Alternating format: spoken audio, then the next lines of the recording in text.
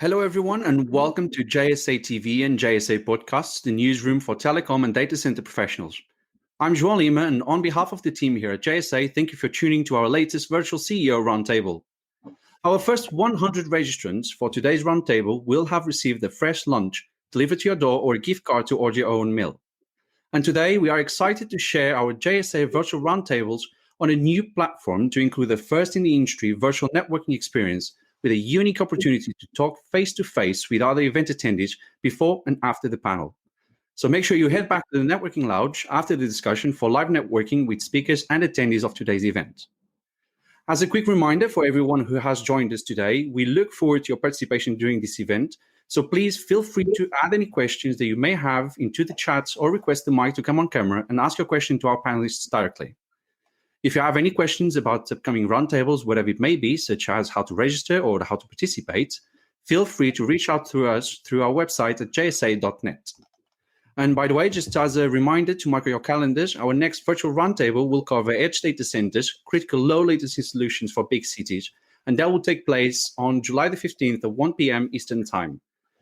Without further delays, let's get started. Our topic for today, we will be covering disaster recovery and network resiliency.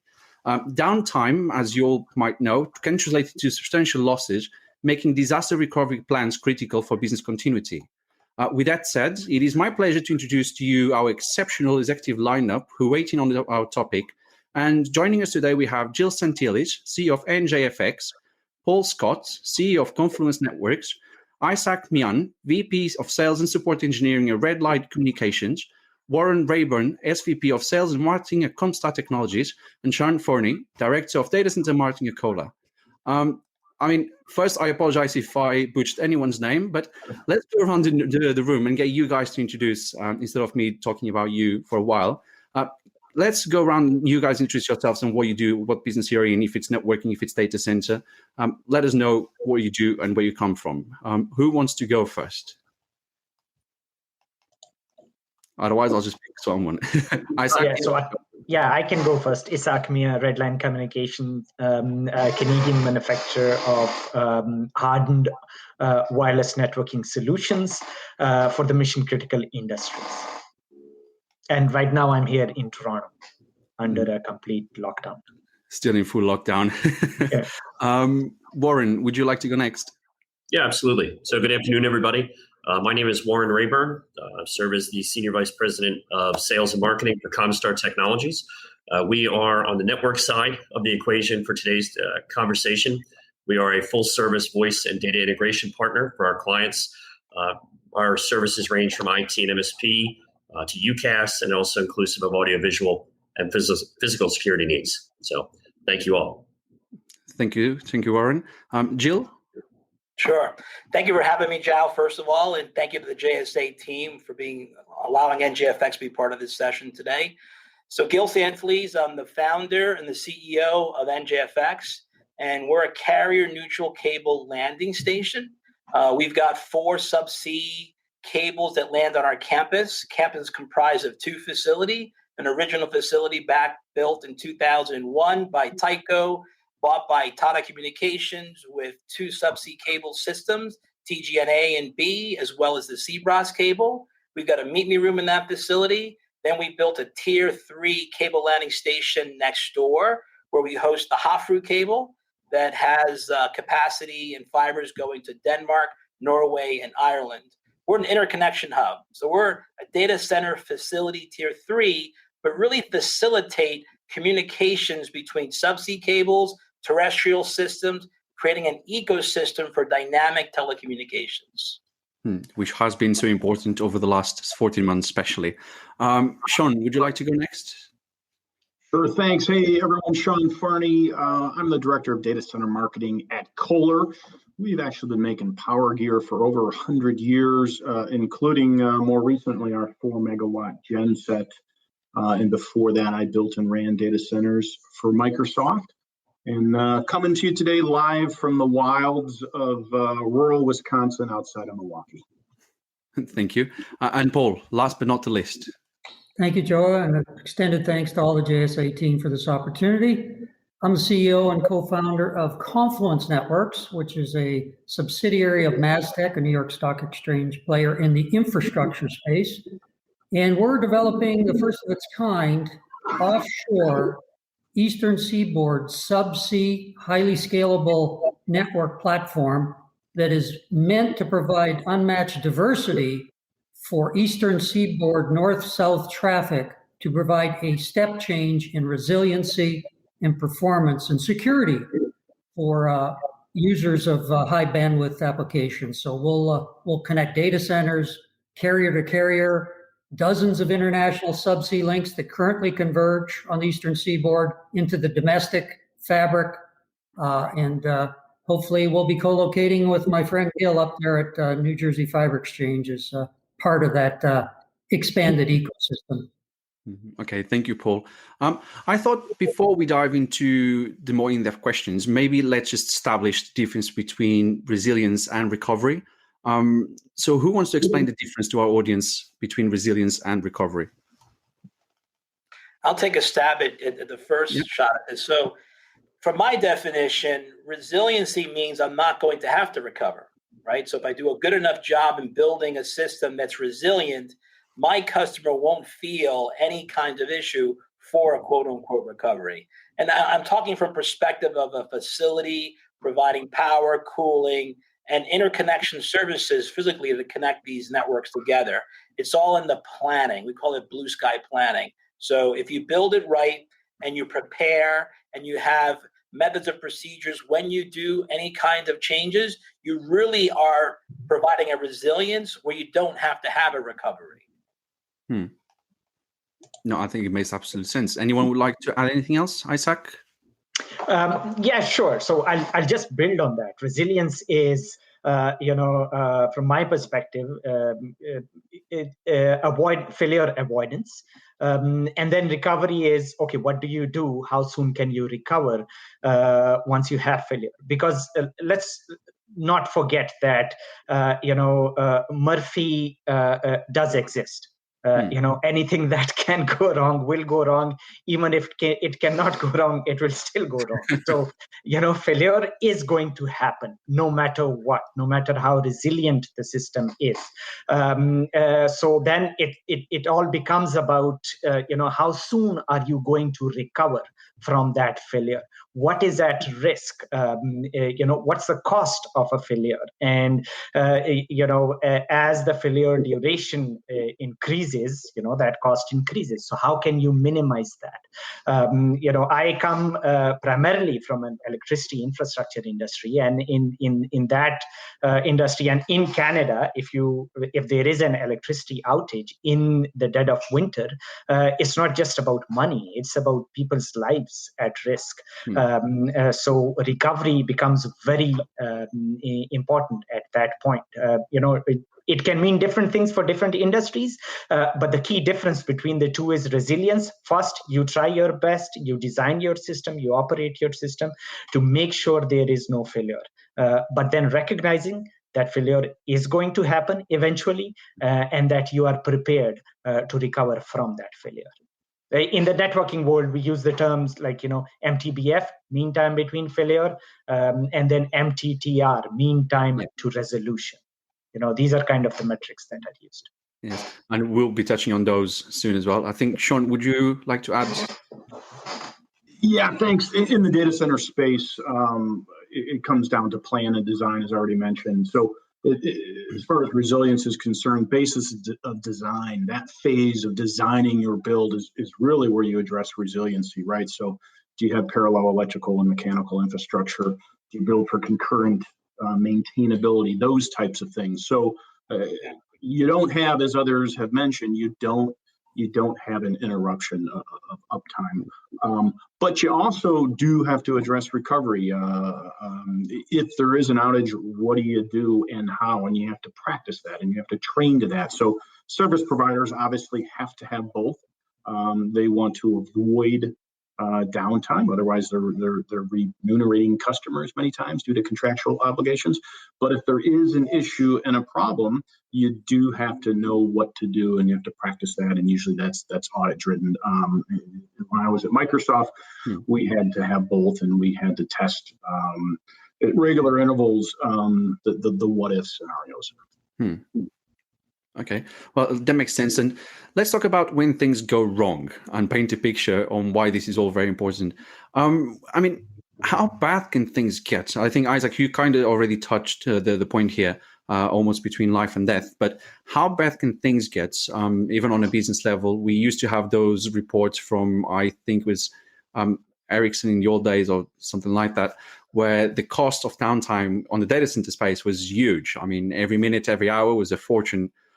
They'll be thrown out of the window. And then the latest one we had was from 2014, something like that. So nowadays will be a lot. How bad can things get? To be honest, I don't think there's a limit to that. I'll give you a couple of examples. The British petroleum oil spill that happened.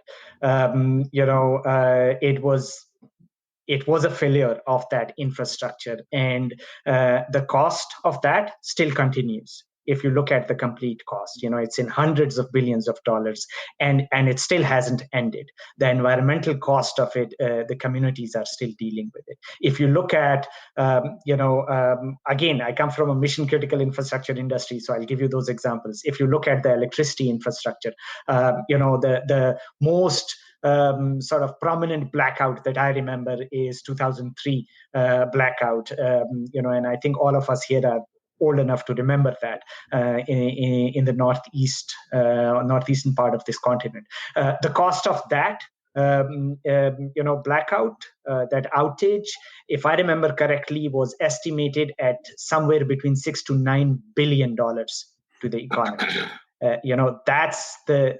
That's how bad it can get.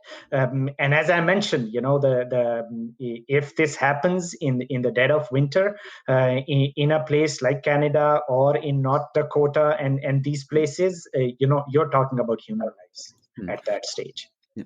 And I guess I might add that we all recall the Christmas Day Nashville bombing event that took out a central office for an extended period, an example of where what appears on its face to be resilient, multi-path environments where networks should be up, things happen.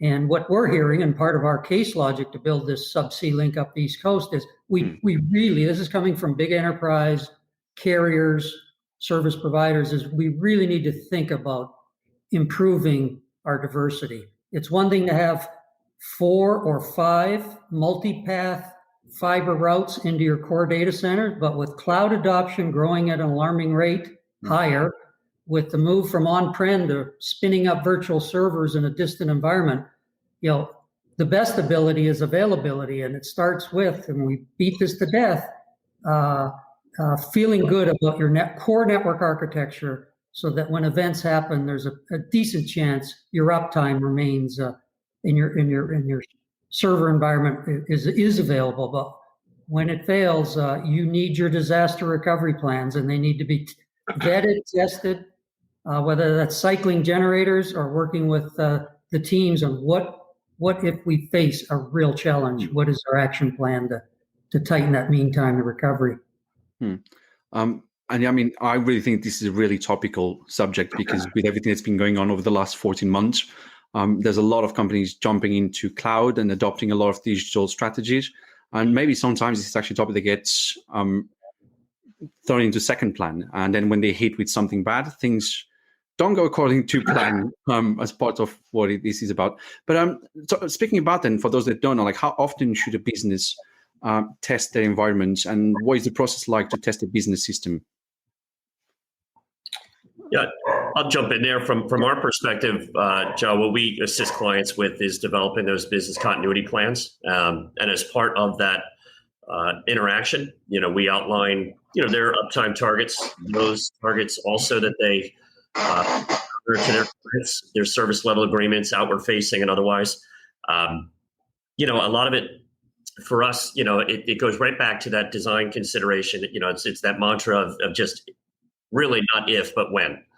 In preparation for today's dialogue, I was reading up on a few studies, and one interesting one referenced a survey of 500 global IT leaders, and half of those surveyed stated that they've had outages that lasted 30 minutes or more, at least 4 times through the year of 2020.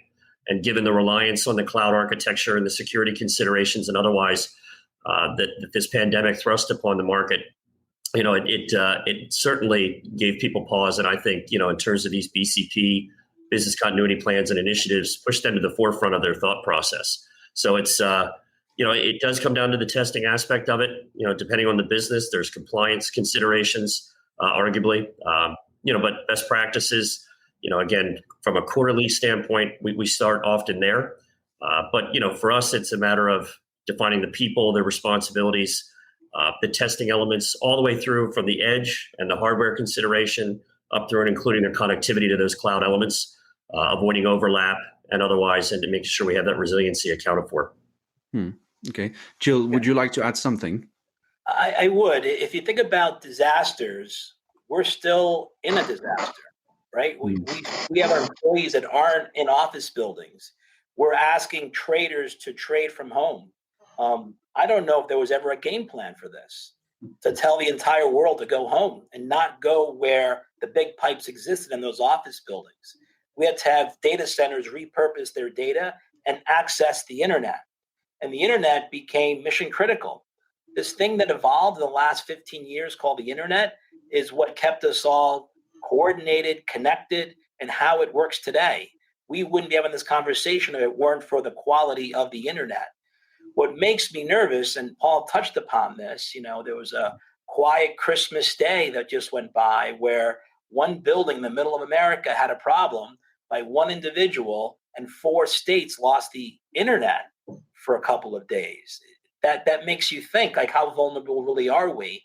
So we have to be responsible as a community when it comes to being telecommunication leaders to make sure that we point out issues where we see the evolved internet not finding itself having pinch points, and all of a sudden one failure at one building built in 1920 creates a catastrophic effect for an entire region, potentially globally. And that comes down to planning your infrastructure, putting things in place that always work no matter what happens. We can lose a downtown environment. We can lose an older building. Let's put assets in purpose-built facilities, not older buildings that have underground parking in them that can be very susceptible. So going forward, the internet is no longer a nice to have for video games and doing your homework and looking at websites. No, it's how we're going to be communicating for the foreseeable future. And we need to make sure that as leaders in the industry, we're making the right investments to make sure this always works. Things like the cloud don't work without the internet. Yeah, it's a great point, Gil. Within a matter of weeks, we found ourselves in a global business continuity exercise, right? That's been going on now for more than a year, which is just amazing. So back to the question around how much should you test and for what you should test your recovery plans, more testing, and for things we haven't even thought about. Look at a few months ago down in Texas, what happened. Just due to a failure of imagination in the design of the electrical grid, the lights went out. And talk about mission critical, not to be morbid, that's when people's lives were involved, right? Everyone rolled over to generators, knock on wood, thank goodness for generators. They kept data centers up, they kept hospitals up, they kept healthcare and emergency response up. But no one even thought that could happen, and certainly no one thought this pandemic should happen. So for the crowd today, test often, test randomly. At Microsoft, we had audit intervals for testing our disaster recovery plans, but we also had random tests. You'd get a phone call to do a tabletop exercise. Imagine this just happened. How would you react? So the industry needs to embrace that because we are now living it. It's a different, brave new world. And we need to accommodate that and update our plans for sure, whether that's, bits on the wire and how BGP talks to other zones across network connections, or how you build data centers and how many generators and parallel infrastructure systems you put in. Things are much different now. Yeah, and I mean, especially with the advent of edge computing as well, this is going to be even more important, especially around building purpose-built infrastructure to cope with our digital lives. And I mean, if it wasn't for this industry, we were saying just before we came came live, we were saying how well this industry has actually managed to do during COVID. And I mean, you can just imagine what the world would have been like if this industry wasn't here, like it wasn't 100 years ago with the Spanish flu. So it would have been a lot worse. So, I mean, the industry does deserve a round of applause. And I really like to point off, we need to build purpose-built infrastructure to cope with today's world, not the world of 30 years' time, and not one building that throws down a few states or even the world's internet down. But speaking of throwing a few states down offline and like even the world, I mean, how should business respond in the time of crisis? We are in a time of crisis. We've kind of touched upon that. But even beyond the global pandemic, I mean, a hurricane, we had the big freeze, I think was down in Texas a few months ago. I hope I got the right state. I mean, we've also have data center fires. We had a massive fire in a data center here in Europe a few weeks ago, which made headlines everywhere. I mean, how should businesses respond in times of crisis? Isaac? Yeah, sure. So, first things first. If you haven't thought it through, if a business hasn't thought it through, and they've just started thinking about how to respond to a crisis, it's already too late. I'd say just let it be. You have to be prepared, and we've already discussed this. You have to do your regular tests and everything. You have to plan it out. That, from my perspective, is the very first step. You have to understand today, and it's not just about the past or even the present, the pandemic we're in. It's the future that we are stepping into.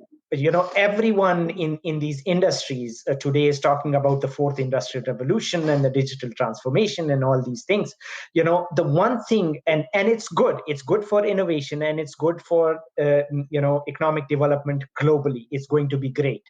Okay, but that great achievement comes with certain risks. Today, we're integrating information and communication technology with the traditional industrial system, and that is creating interdependencies and complexities that we don't understand yet. I have a doctorate in the field. I'll tell you, I don't fully understand when it comes to integrating ICT with the energy infrastructure. And if anyone out there is claiming that they understand all the interdependencies that are being created, as we integrate ICT with the power system, I say they're lying. Okay, so that is the first thing we need to acknowledge, that as we digitally transform our infrastructures, we are creating complexities that we don't yet fully understand, which means that eventually a failure is going to happen. So we need to thought it through in advance, how we are going to react to these failures, and that then depends on the industry and the business you're in. For something like a nuclear power plant, for example, that response is going to be very complex. Even testing that response, will put the system at risk itself. So you have to be very careful, and that testing strategy, has to be worked through. Usually you won't do it more than once a year, but the key key focus at both ends at a very high level, and I'll sum it up, is one, is recognizing that we are creating interdependencies that we don't fully understand yet. So there is a risk out there that needs to be managed. And two, once it happens, once there is a crisis, we should have prepared for it. We should be prepared for it. And then the focus should be on reducing the duration of that crisis. How fast can I recover? and then how can I leverage the tools, the technologies, the people, the processes to optimize all of these in alignment with each other to recover as quickly from the crisis as possible. And I'll probably add as well, on the marketing front, it's important to be very open and honest with clients and consumers and keep them aware of what's going on. Warren, what would you like to add? Yeah, I think that's a big key. We have ourselves found so much success and in terms of our partnerships with our clients and expanding those partnerships and providing true value to their business. I mean, you look at the impact that this pandemic had on the small business community, and you find yourself often challenging, or being met with the challenge around budget. And you have to be prepared to speak to what a lack of a plan and readiness on the execution front could lead to for the business. I think the key is interrogating the existing environment at all times. We've touched on the testing and the preparation and the planning, but I would only add that we have found many occasions where there are assumptions made, poor pre-sales preparation, from an incumbent provider, for example, whereby there's two different names on the internet or two different invoices to service the client's internet needs, but then we come to expose the fact that there's overlap in the plant route, shared fiber, for example, and wholesale relationships and otherwise. So those things, I think we own the responsibility as a service provider to expose those items to the benefit of our clients. And again, take it, as I said earlier, from every step of the way, from the endpoint through the client edge, carrier edge, and out into the the PSTN and beyond to the internet. So that's interrogate is my keyword there. Warren, a question from me to you. As I think back of penetration testing and these things, easy for the CFO to say, do we really need that? That seems like an unnecessary spend. I have no idea if the Colonial Pipeline performed a robust, rigid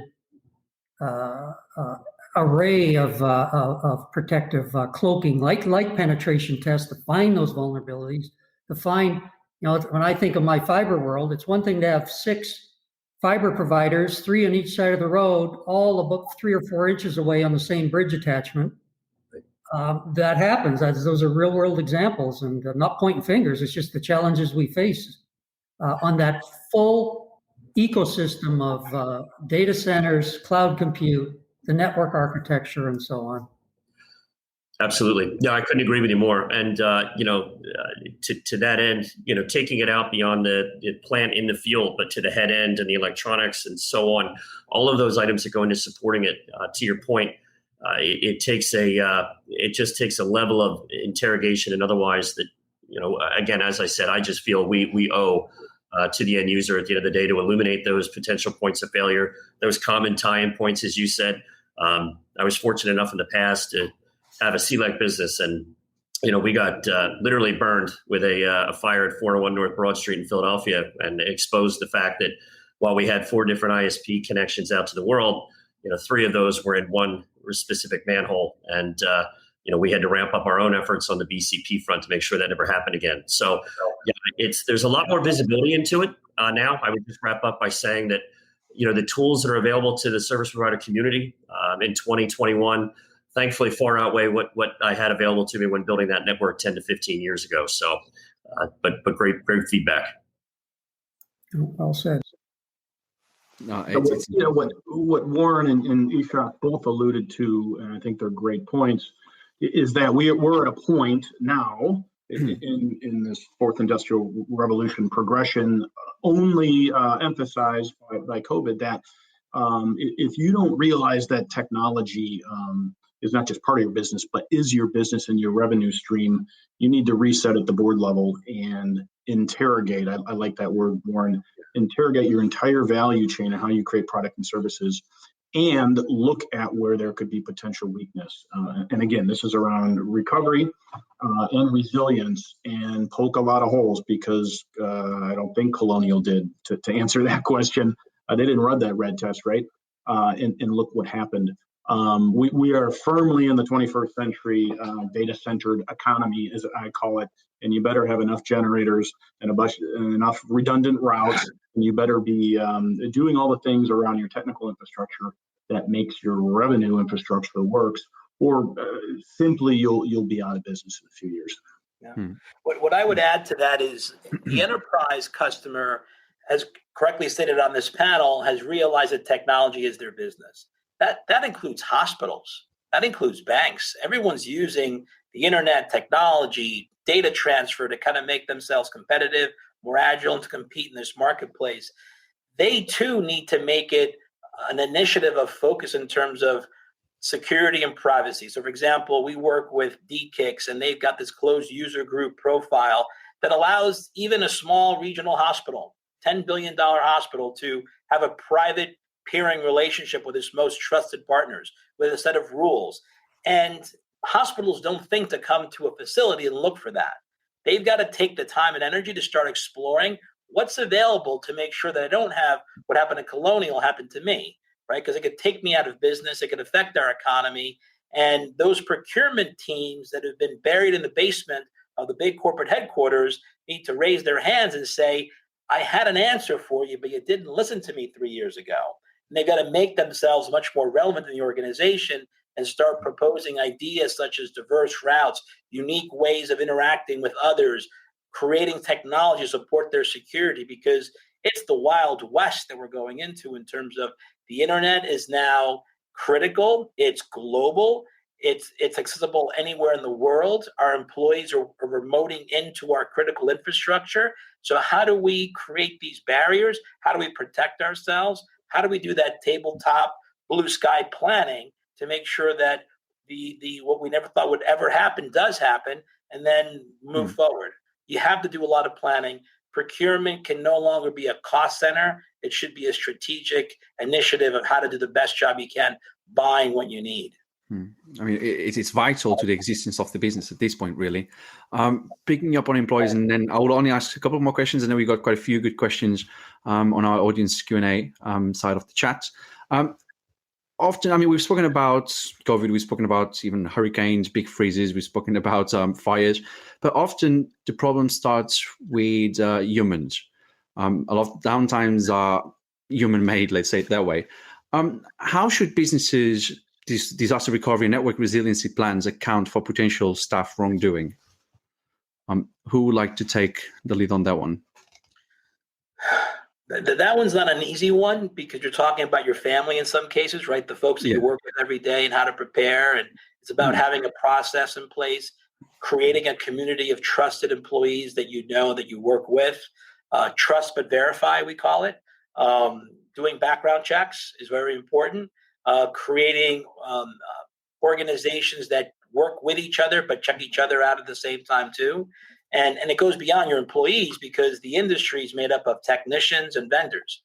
We basically coordinate lots of vendors to create a product, and having those vendors also show their commitment on them creating those background checks, making sure that they have a security process in place when they come to do work at our facilities or on the network. So it really is a collaborative effort of integrating your customers, your vendors, your partners to kind of agree is important for all of us, and having those checks and balances in place, because, you know, in the US, that is a concern at the moment, having insider threats. It's not the foreign adversaries, it's potentially insider threats on folks that aren't happy with the outcome of some event and trying to take, quote unquote, a New York City building down by doing something nefarious and going into a manhole. And the fire's not by accident. The fire was on purpose with a cask of gasoline. It caused quite a bit of damage in New York City. So it's about thinking through and about coordinating, planning, and collaborating with others. And I'd add, good point, Gil. I'd add to that, not a plug for Comstar by no means, but sometimes it takes a third party like Warren to come in and stress test all your code of conduct, how you run your administrative logins, how you refresh them, all the rest of it. And again, that costs money, but it can be better than a pound of cure in many cases. Very well said. Yeah, I agree. I think, you know, two key points are, you know, from my perspective, you know, are to empower and educate. So, you know, get the investment from your team, you know, empower them to influence positively, you know, what we're talking about here today, and their own experience and the ownership that they take on in terms of the service to the client, and providing that best in class experience. and taking pride in that, personal brand and certainly the brand element with the company itself. So Gil, to your point, getting that investment is so key. I also think on the education front, one of the things that we assist companies doing is going through and providing examples, whereby, we'll put a spoof email campaign together, for example, and see, again, how the staff responds.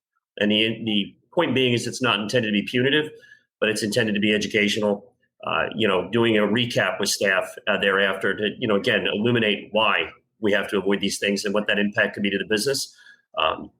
So in closing, for me, those are two key points and something we stress with our end users all the time.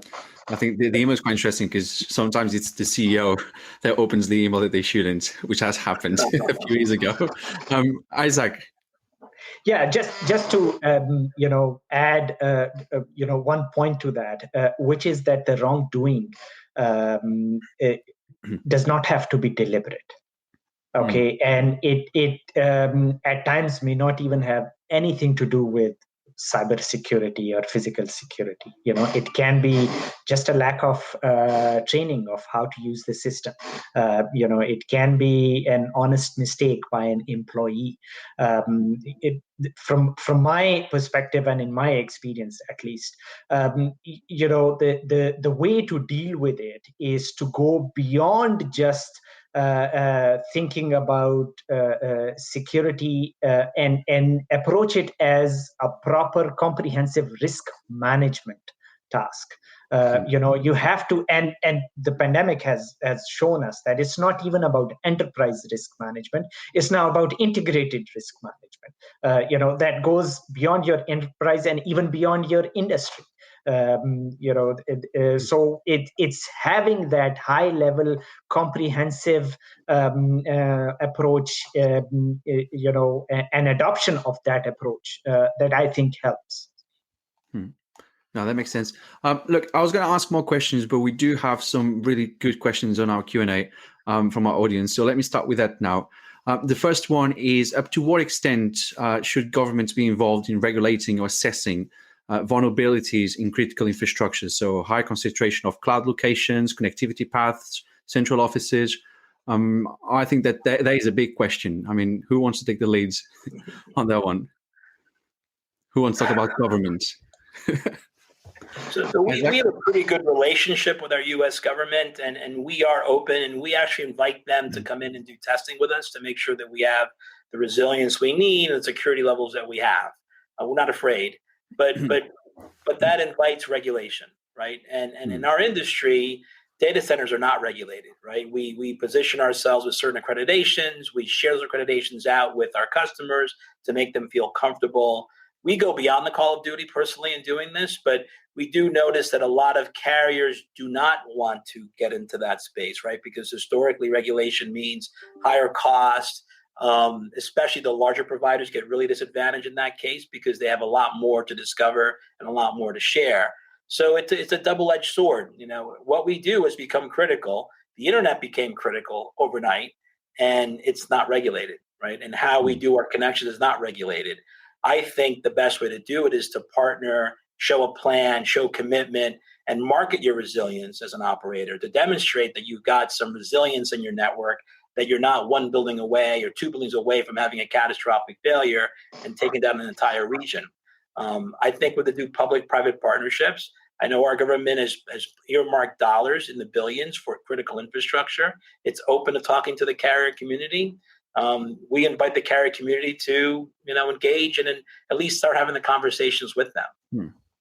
Yes, and we also don't want a lot of bureaucracy coming in and starting curbing the innovation within the sector. Isaac. Yeah, so as a Canadian on the panel, I'm going to be the proponent for government regulation. As I mentioned earlier, when we are the introduction of technology into existing industrial systems and existing infrastructure does come with some risk.